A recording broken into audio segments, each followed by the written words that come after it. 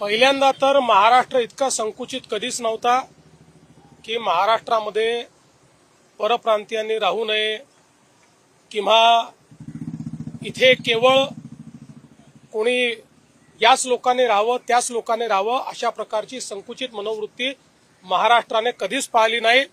छत्रपती शिवरायांनी जो महाराष्ट्र धर्म आपल्याला शिकवला त्या धर्माला देखील ते अपेक्षित नाही।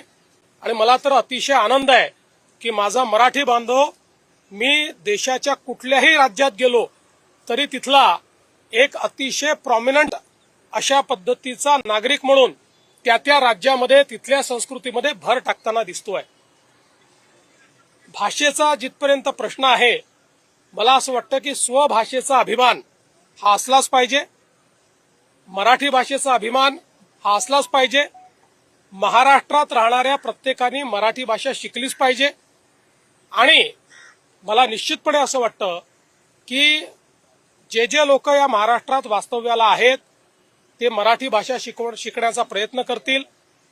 जे शिकले नाही आहेत त्यांना शिकवण्याचा प्रयत्न आम्ही करू। पण भाषेच्या आधारावर हिंसा, भाषेवर विवाद, भाषा येत नाही म्हणून कोणाला मारणं हे आम्हाला मान्य नाही।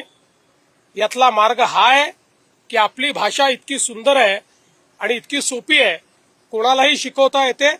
त्यामुळे आम्ही हा प्रयत्न करणार आहोत की अशा सगळ्या लोकांना आम्ही भाषा शिकवू।